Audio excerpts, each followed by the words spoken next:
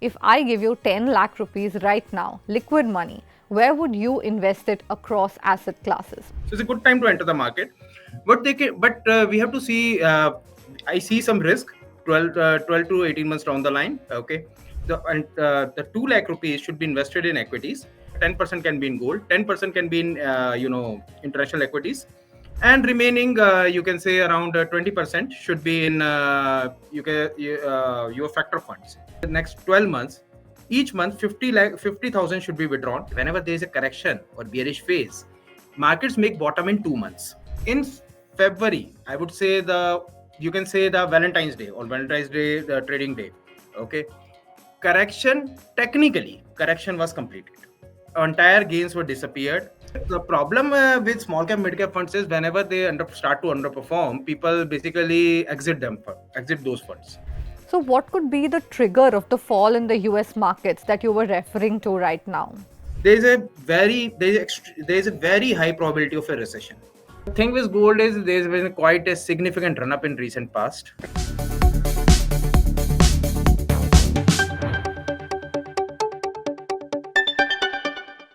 Hello and welcome. You're tuned into Mint and I'm Sana Marwaha.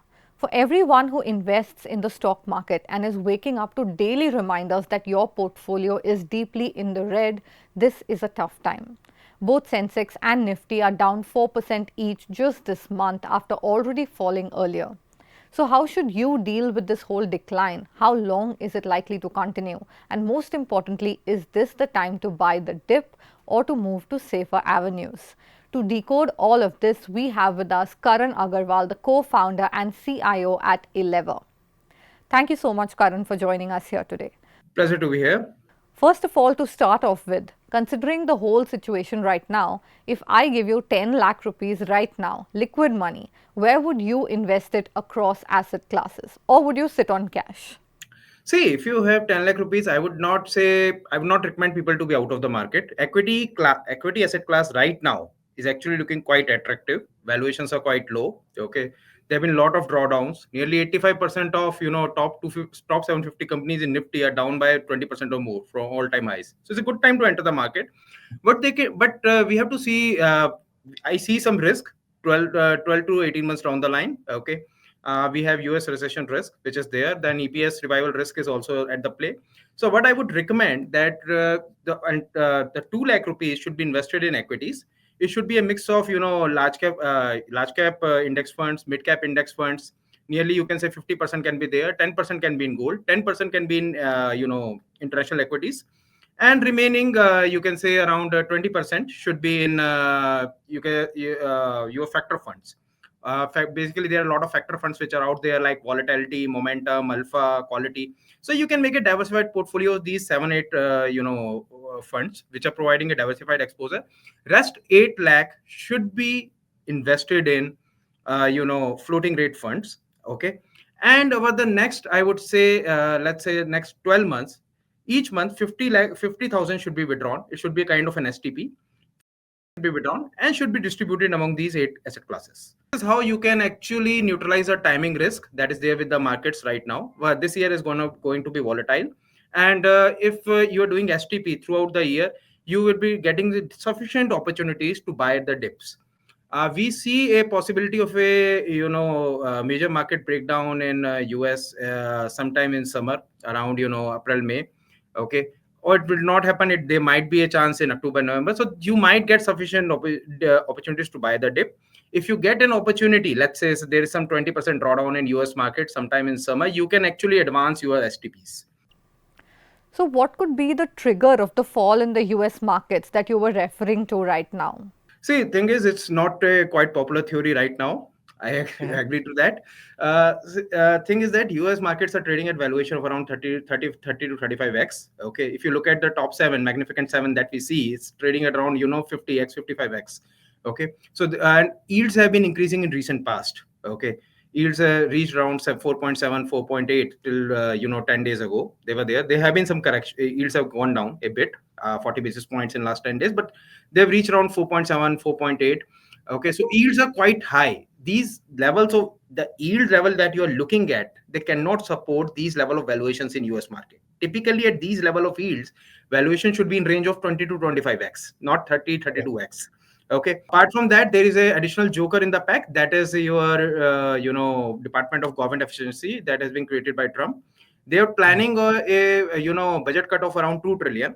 US budget Yeah. is around 6 trillion. You are looking at a massive cut of around 20%, okay, in the budget government spending that you are looking at.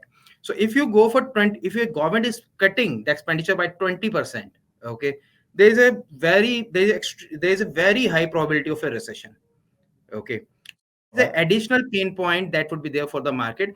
Anyway, markets are in bubble territory. A lot of money has been flowing into US. You have seen the US dollar index recently reaching around levels of 110. Okay, it reached it around, you can say around 7-8% appreciation in last 6 months. One of the fastest rate of appreciation after 2022. Okay, and so a lot of money is flowing into US, but treasuries are sitting on fifth year of losses. So most of the money is going into equities. US, if you look at the US distribution of US household savings, nearly 50% is there in the equities. That is the Mm. highest level since 2000.com bubble. So we see a very high chance of a bear market in US. Either it will, if Trump walk the talk, okay, on tariff, DOG, and immigration, you will see that in April. Okay, if it doesn't happen, let's say he allow the show to continue, so you will see valuation shooting up to 42x, which is simply not sustainable, and you will see a Mhm. massive fall, dot-com bubble style of fall in March April 2026. So that's March April 2026. So that's why I am saying that in next 12 months you will get sufficient opportunities to buy the dip. There is also probability that that recession that we are talking about, somehow it doesn't come. Okay, in that case valuation will go up to 40, and India would also see a valuation expansion. There is always some delta, it's not Mm. possible that Mm. US going to 40 valuation, India would be trading at 20. So you can also see 32,000 levels by December in that case, but then it will be followed by a massive crash where the returns for next 12 months might be 0%.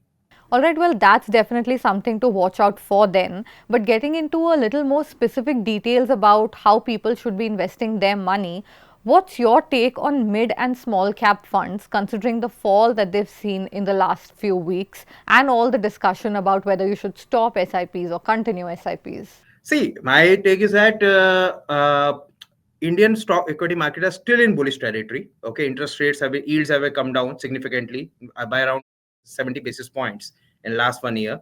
Okay, valuations are also quite low. They are trading at around discount. If you look at Nifty 50 valuation, they are trading at a nearly 10% discount to 10-year and 5-year averages. Equity space is looking quite attractive. What has happened in September? Okay, if you look at the historical perspective, 2003 Yeah. to 2007 was a everybody would agree in the market at 2003 to 2007 was the bull market. Okay, okay. So even in that bull market, there were two bear markets. Okay, and there were, apart from those two bear markets, there were five different independent corrections. Okay, so here I'm talking about a decline in stock market from a stock market decline of 10 to 30% from all-time highs. So in September, what happened? Markets went up too high too soon. So time correction was due. Even today, I don't see as a bear market actually. I don't see it in market.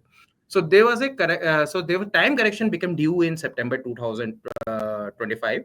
Okay. Oh, so sorry, September 2024. Markets during the bull market, whenever there is a correction or bearish phase, markets make bottom in 2 months. Okay. So so we thought we also felt that in November my bottom is made. Okay, we felt that, and there was some slight recovery, but there was one catch there. So large cap corrected. Okay, mid cap and small cap, they didn't correct enough. Uh, in fact, when there was a recovery in November, December, mid cap and small cap were outperforming the large cap. Small cap actually made a new high in December. So there was a gap.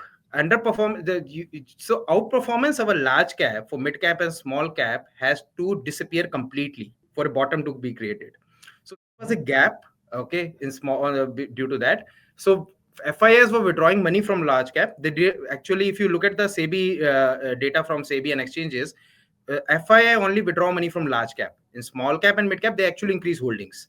and a lot of DI money was coming into small cap and mid cap due to SIPs. Okay, they didn't correct enough. It was an anomaly, historical anomaly. It never happened in past. In February, I would say you can say the Valentine's Day or Valentine's Day, the trading day.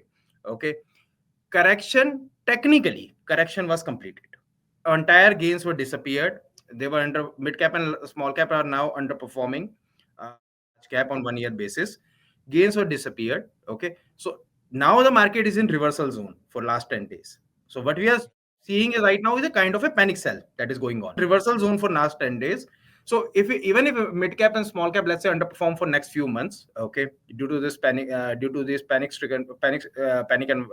driven environment, okay, it's a good time for people actually to continue with their SIP. The problem with small cap, mid cap funds is whenever they start to underperform, people basically exit those funds. You are ready to buy small cap when it was at around 20,000, index was at 20,000. Today is available to 15,000. People are saying that okay, if you want to invest money for next 1, 2, 3 years, yes, you small cap and mid cap funds are not good, and that we generally we believe it for equity investing. If you're not there, if you're there for less than 3 years, definitely equity is risky, and small cap mid cap funds are strict no. If you're looking at 10 to 15 year horizon, okay, small cap and mid cap, any correction in small cap mid cap is actually good opportunity to get the assets at discount. Had you invested everything in January, see, if you invested everything in January, when it made, sorry, in December, when it made the peak, you are distributing over next 6 7 months. Even if market recovers, you would be sitting at still a healthy discount of 10 to 15%. Indian economy is supposed to do well in a long term. If fundamentals have not changed, economy is expected to do well till 2040. We are still a low income country.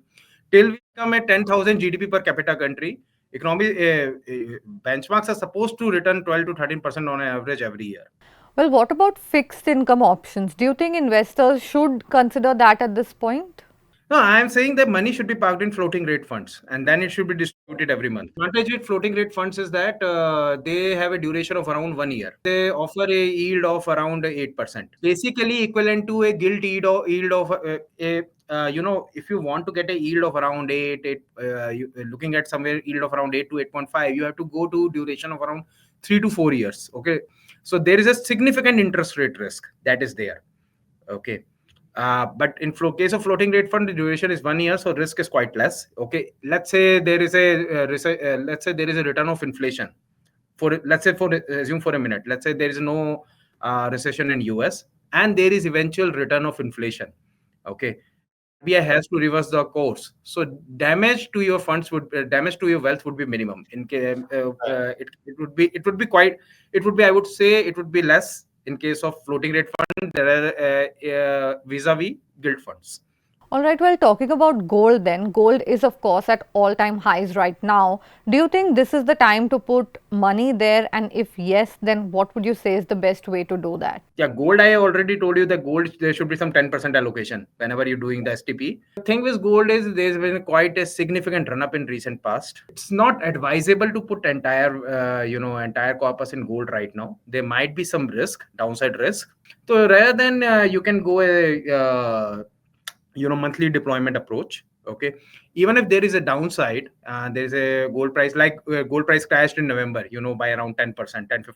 There was a sudden crash and then there was a recovery. If you get that kind of opportunity where 10% decline is there, you can increase the allocation at that point of time. Okay, well then one big question on everyone's mind is, when do you think FIIs, foreign institutional investors, will start coming back to the market? Do you think that there are some signs of that? What can we watch out for in the upcoming days? See, FIIs, if you see in last 10 years, data of last 10 years, in 8 out of those 10 years, FII inflow was negative. FII inflow has been negative and throughout 2022-23 rally, FII inflow was negative in general. Problem is the pace of the FII inflows that we are seeing right now. So every day it's like some sort of a STP has been created where 4,000 crore has been taken out. So in general, you will see a reversal, a trend reversal after US market crash. If you're looking for a real reversal, a sustainable reversal, it will be a US market crash. See, you have to see what we have to consider one thing here. Okay, if you look at compare US dollar returns if you look at the returns in terms of US dollar, our market alpha that has been delivered by our market has been not quite substantial. It's for local investors, yes, entire 2010s were if I'm as a foreign investor, I'm investing in Indian market. Entire 2010s was a pretty bad decade. Returns were hardly 20%. Okay, US market returned around 150%. So they have not got the returns. That's a reality. They have not got the returns. That's why there's been outflow. Okay, but you will see a reversal. You can see them coming back after a crash in US market. So when you compare to MSCI EM, China, US, Indian underperformance of India, okay, is near the reversal zone.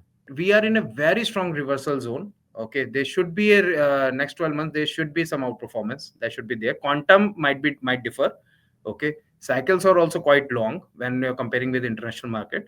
Okay, but there should be outperformance with vis-a-vis US and China market, and I think in next 2 to 3 months you will see signs of reversal of FII outflows. All right, well, that was insightful. Thank you so much for speaking with us, Mr. Agarwal. Thanks. Thank you all for tuning in. Stay tuned to Mint for more such content.